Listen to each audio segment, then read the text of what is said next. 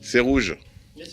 Ah ok, alors c'est bon. Shabbat shalom, Shavuot Shavuot. Ouais, excuse-moi, c'est parce que décalage horaire, tout ça, le jet lag, comme je reviens du salon de l'Aliyah à Paris, alors voilà, je suis un peu décalé. Comment ça va, Rav?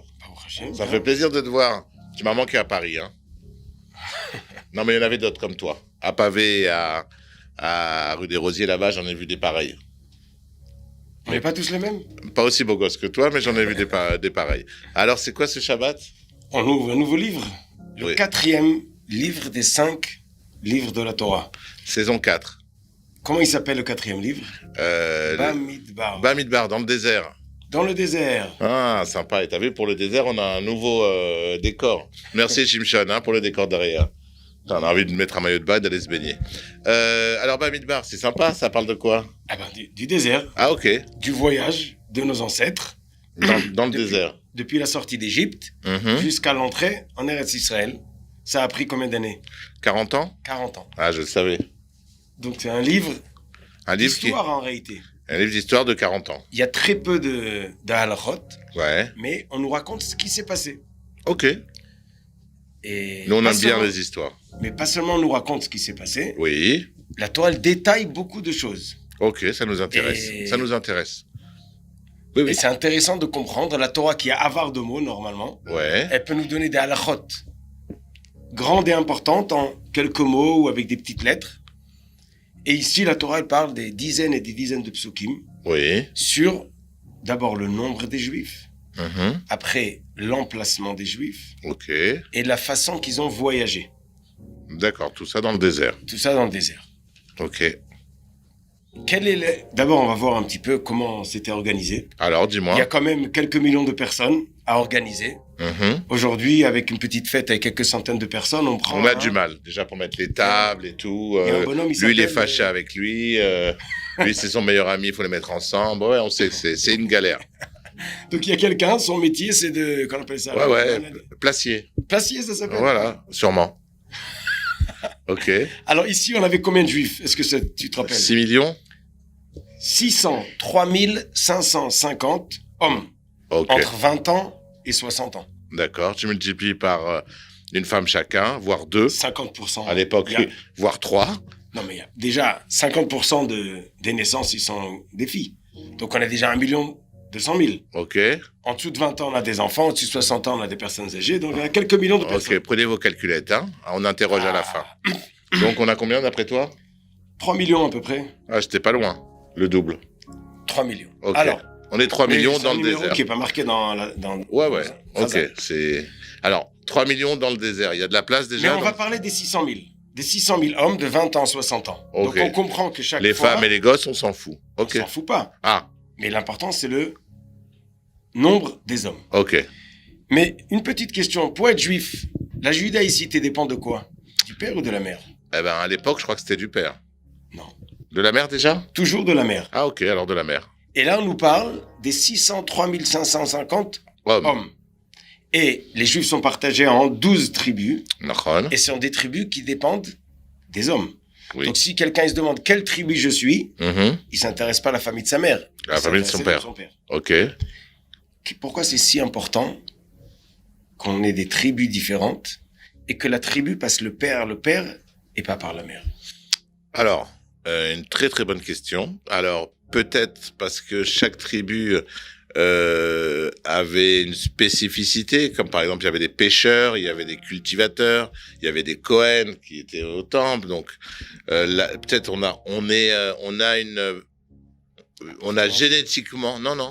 a génétiquement, on est génétiquement développé pour être pêcheur. Tu vois, on a des grosses mains ou pour tirer des filets, ou alors on est génétiquement développé pour être cultivateur.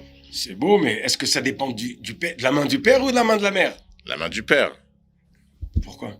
des parents, quoi. De toute façon, ils se mariaient entre tribus. Ils avaient pas de. C'est comme les Ashkénazes où ils se mariaient entre eux, quoi. Il y avait des mariages entre tribus, genre On a le droit. Ah, ok. Bon. Bah, tu me diras, avec tout le monde mélangé Dans le désert, sûrement, il y a eu des mariages mixtes, quoi. Oui, mais est-ce qu'ils étaient mélangés? C'est ça la question. Alors, on va voir qu'ils étaient pas mélangés. ordonnés, organisés. Ok. Mais l'idée du père, si je peux me permettre, Mais oui, permets-toi, c'est ton émission. malheureusement, il y a des endroits et certains qui savent c'est qui leur mère. Oui, Pourquoi? Parce qu'ils sont nés. du ventre de leur mère. Mais la deuxième moitié, On ne sait pas qui c'est le père. Mais ceci ne nous regarde pas. voilà. Ouais. Ici, Akadosh Baruch Hu témoigne sur tout le peuple juif. Ils sont des Béné Israël, les Mishpechotam, les Bet Avotam. Ah, de leur père. Tout le monde, on sait c'est qui leur père. Ok. Ils ont travaillé en Égypte. Ils se sont esclaves, affamés, tabassés. Ils avaient autre chose à faire que de tromper leur femme, quoi. Non, mais il y a eu... Ils sont restés fidèles. À leur Ils femme. savaient tous qui c'est son père, qui c'est sa mère. Magnifique. Il y en a une Oh là. qui était avec un non-juif, un Égyptien, Comment elle s'appelle? pas de son gré, Shlomit Bat Divri. Ah, tu balances, toi. La Torah nous le dit, Ok. et bon. la Gemara On nous balance explique alors. pour nous dire... Elle était violée, c'est pas de... Ah, c'est pas de sa faute. Non, Ah, d'accord. la Gemara nous dit que c'était un peu de sa faute parce qu'elle s'appelle Shlomit, elle dit shalom à tout le monde, et une femme ne doit pas discuter avec des hommes. Ok. Ça amène à des choses... Shlomit, pas si bonnes. arrête de dire shalom à tout le monde. Mais en tout cas, la Gemara nous dit, la Torah nous parle de une, pour dire c'est la seule. Ok. C'est-à-dire que c'est les millions de juifs qui ont été esclaves, on a gardé le yichus, Mhm. donc la généalogie, et la sainteté du peuple juif. Magnifique. Que la Torah témoigne sur des millions de juifs, des centaines de milliers, Oui. sont tous les Mishpechotam, les Bet Avotam, c'est beau. C'est beau. Bravo. Mais pas seulement on parle de le Mishpachot Bet Avotam, on parle aussi de l'emplacement. Alors, comment sont partagés les 600 000? On a 12 tribus, Ouais. Passouk nous raconte longuement, qu'ils étaient en groupe de 3. D'accord. Yehuda, il gérait avec 2 autres, Issachar et Zevulun. Yehuda était 76 600, Zvulun 54 400, Un peu moins. Ouais. Issachar Zvulun 57 400, Issachar 54 400. Ouais. Tout ça fait 186 400. Ce groupe de 186 000 hommes était, la Torah nous dit, à l'est. Ok. Donc eux, ils sont installés à l'est, un à côté de l'autre, Donc, on a un camp comme ça, comme un Et- carré. carré immense. On va peut-être le montrer après. Oui. Donc un carré immense. À l'est, on a 3 tribus. Oui. Après, on a au sud, la Torah nous dit, Sud. où c'est l'est, à droite. Si tu Oui. veux, mais le sud. Voilà, si l'est, il est à les droite, sud, c'est toujours en bas. le quoi. sud, il est en bas. Ouais. On a Réhouven, Shimon et Gad. Ok. Réhouven, 46 500. Shimon, 59 300. Ok. Gad, 45 600. Ok. Vous notez, hein. Tout On ça interroge ensemble. à la fin. Tout ça ensemble, Ouais. 151 000 Ça fait du monde. 400. Ok. Mais c'est un groupe un peu plus petit. Ok. Donc au sud, on a les 3. On va appeler ce groupe-là groupe numéro 2. On l'appelle comme ça. Pourquoi? Parce que la Torah va nous dire que quand ils vont voyager, ils vont se mettre en ligne. Ah, d'accord. Donc Yehuda, qui est à l'est, va être le numéro 1. Mhm. Réhouven, Shimon, Gad, qui est au sud, va être numéro 2. C'était le bazar quand même, non? Non. Il y avait un mec qui organisait le placier là en Tout est question. organisé. Bravo. Et c'était Et des quand juifs. le chauffard, Et c'était des juifs et c'était c'était organisé. tous des juifs. Bravo. Donc, comme tu dis, Mm. il y avait le chauffard. Dès qu'on sonnait le chauffard, ça veut dire il faut voyager. Il faut y aller. Parce que le Hanan, la nuée, Mhm. le feu, la nuée qui nous gardait, Ouais. ça avançait. C'est-à-dire qu'il y a des mecs à qui pour ils avançaient. Ils entendaient le chauffard et ils comprenaient pas. Voilà, faut avancer. Après ça, Mhm. dans le voyage, on avait les Lévim, Ok. mais l'emplacement des Lévim, on va voir plus tard, il est différent. Mhm. Troisième groupe, c'est l'ouest. L'Ouest. Donc on avait l'est, on a l'ouest. Ouais. À l'ouest, on a Ephraïm, 40 500, Mhm. Ménaché, 32 200, Binyamin, 35 400. Ensemble, c'est un petit groupe de 108 Un 100. petit, comme tu dis. Ouais. 100 000 hommes. Ouais, fait ça va. quelques centaines Léger, de ouais. mille. Donc eux, ils étaient à l'ouest et ils voyageaient en numéro 3. Alors, le suspense. Qui est au nord? C'est qui le dernier?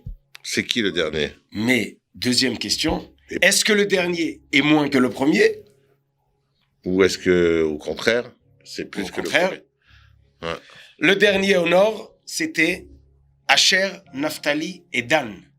Dan était 62 700, Asher 41 500, Naphtali 53 400, qui font 157 600. C'est qui les guerriers? La tribu guerrière, c'est laquelle? Alors Dan, c'était une tribu forte qui était Me'asef les Kolamachanot, qui gardait derrière, qui ramassait. Et Dan, elle était où? Le dernier. Voilà. C'est le dernier. Et le premier, c'était qui le guerrier? Yehuda. Donc Yehuda tout devant, Dan tout derrière. Mais ne te casse pas la tête. Non, je me casse pas du tout la Dan tête. n'est pas moins que Yehuda. Bien sûr que non. Puisque les gros et les maigres sont peut-être pas pires ou mieux un que l'autre. Ils sont différents. Ils sont différents. Il y a de tout. Coca et Pepsi. Voilà. Il y a de tout faut de tout pour faire un monde. Exact. Et c'est intéressant qu'au milieu des 4 qu'on avait, on a Est, Ouest, Sud et Nord. Au milieu, au centre, on a le Mishkan, donc le tabernacle. Autour du tabernacle, on a 4 groupes. Les Lévi'im sont partagés en 3 et on a les Kohanim qui font 4 groupes. On est un peu paumé là, mais ok, continue. C'est très simple. Oui. On a 12 tribus autour. Voilà. Au milieu, on a les Lévi'im, Ok. puisque Ménaché et Ephraïm de Yosef sont 2 tribus. Ouais. Au milieu, on a Mishkan D'accord. et 4 petits groupes. Les Lévi'im sont partagés en 3, Gershon, Kehat, Merari. Ok. Et au 4e côté, on a Aaron et ses enfants, les Kohanim. Ok. Et au centre, le tabernacle. Le tabernacle. Donc il est Qui protégé. c'est qui l'a construit, le tabernacle? Tabernacle, c'est... La Passouk nous a raconté dans le 2e livre, dans Shemot. C'est Aaron. C'est Betzalel. Betzalel, oui. Ben Uri. Ben Chour, Lemate, Yehuda. Avec qui il a pris comme Shutaf. Qui? Moshe lui a donné un 2e avec lui. Ouais, pour l'aider. Oliav. Ben Achisamach, Lemate, Dan. Donc, Yehuda et Dan. Yehuda et Dan. Il nous amène Rashi, la Gemara, pour te dire, il n'y a pas plus et moins. Tout le monde. Ah, mais nous, on n'a pas fait d'histoire, nous. On était... Alors, on va faire un petit dessin.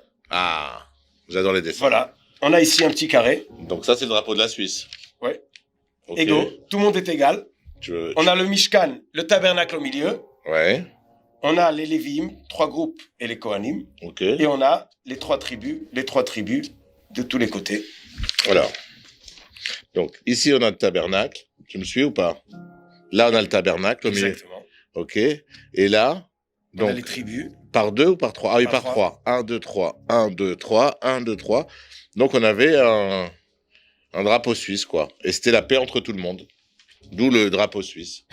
Ok, très bien. Mais il y a quelque chose d'intéressant qu'on va voir dans quelques semaines. Oui. C'est qu'il y a eu des liens de voisinage. Bah oui. Par exemple. Il y a eu des mélanges. Alors, il y a eu un voisinage qui a fait problème. C'est du côté sud. Là. La partie Lévi du côté sud, c'était la partie Kehat. Donc, Ok. un des enfants de Kehat, Oui. il est où le sud? En bas. Ouais. Donc, dans les Lévim, on avait Kehat. Ouais. Il était voisin avec Réhouven et Shimon. Voilà, il y a eu des... Quand Korach, il a fait...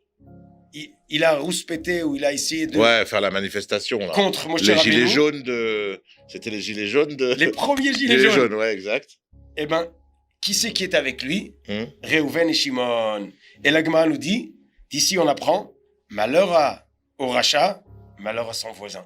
Ah. Il faut faire attention, qui c'est notre voisinage. Voilà. Pour les adultes, et bien sûr pour les enfants aussi, savoir avec qui ils tournent. Très important. Mais, alors on apprend d'ici, Qu'il faut aller chacun en à sa place. L'essentiel, c'est d'être en Suisse. Mais si le centre de notre vie est le Mishkan, Ouais. et que chacun a sa place, c'est mettre la paix dans le peuple et la paix dans le monde. Ouais. Et la Torah nous parle des dizaines de versets pour nous raconter cette histoire, pour nous dire que ce qui s'est passé dans le temps a une importance et la façon comment on avance, c'est important. Ok. Ça te... Ah, moi, ça me plaît, moi. Moi, ça me plaît tant ils avaient des comptes en Suisse à cette époque-là, déjà? Non, on en parlera plus tard. Mais on va voir aussi, j'ajoute encore une petite phrase, Ouais. une minute. Les Lévi'im et les Kohanim qui étaient autour, eux aussi, ils avaient chacun un service différent, D'accord. qui peut-être avait un lien avec le service de chaque des tribus à côté d'eux. Par exemple, Gershon portait les tentures du Mishkan. Merari portait les poutres.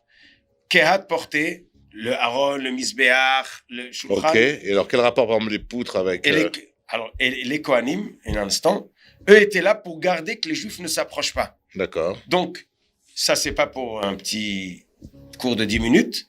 Il faudrait trouver le lien de cette partie des Lévi'im avec ce lien des Shvatim à côté d'eux, D'accord. dans le désert, Donc dans le voyage, et peut-être tout le long de l'histoire, chacun sa place. Comme tu as dit avant, il y a tu as parlé des agriculteurs et des... Oui, et des pêcheurs. Et des pêcheurs. Et des prieurs. Et des prières. Et des chanteurs comme les Lévi'im. Ok, et donc pour résumer, on a bien compris que c'était bien organisé, que malgré qu'ils soient tous juifs, bah, il y avait de l'ordre, ce qui est très bizarre. Et donc, ce que j'ai pas compris, c'est la judaïcité, ça vient de la mer? Ça vient de la mer, mais le Yichus, donc la tribu de quoi on fait partie, dépend du père. Est-ce que tu es Cohen ou Lévi ou Israël? Dépend du père. Ok, mais tu dis que la judaïcité, elle vient de la mer parce que on peut pas. On est sûr de la mer, mais on n'est pas sûr du père. Alors, je parle aujourd'hui. C'est ce que tu dis, toi. Non, c'est aujourd'hui. La Torah nous a dit que la judaïcité passe par la mer, donc c'est par la mer. Alors, est-ce qu'aujourd'hui qu'on a les tests génétiques, on pourrait changer ça? Là, on est en train de parler de l'histoire, là. Tu arrives à 2010. Non, juste c'est pas notre sujet d'aujourd'hui. Oui, mais à ton avis? T'es un rabbin, je profite, hein, j'ai un rabbin sous la main, je pose des questions. Aujourd'hui, on a un petit problème, mais qui est pas si petit que ça. Oui. C'est qu'on n'a pas encore le zchut, ou le mérite d'avoir le Sanhedrin. Le Sanhedrin, c'est le Bet Din qui a été nommé au temps de Moshe Rabbeinu des 70, ou 71 plus exactement, qu'ils ont reçu. Après, ils continuent ça d'un à l'autre, avec la smicha. Et ça, on n'a pas. Donc, les nouvelles questions qui se révèlent, c'est difficile à les trancher pour tout le peuple juif. D'accord. D'ailleurs, on a jusqu'à aujourd'hui des minagim, des coutumes, des Sfarades, des Ashkénazes, des Tunisiens, des Alsaciens, et on est tous des juifs. Mais on ne peut pas rassembler tout ça à prendre une décision pour tout le monde. Il nous faut le Sanhedrin, peut-être bientôt Bezrat Hashem, sûrement bientôt. On compte sur toi, hein. On veut que tu sois au Sanhedrin, parce que compte sur le Mashiach, nous, on veut connaître quelqu'un au Sanhedrin. Ok, alors, Shabbat Shalom. On se revoit la semaine prochaine pour Paracha Nassau. Ah, comme le Nassau.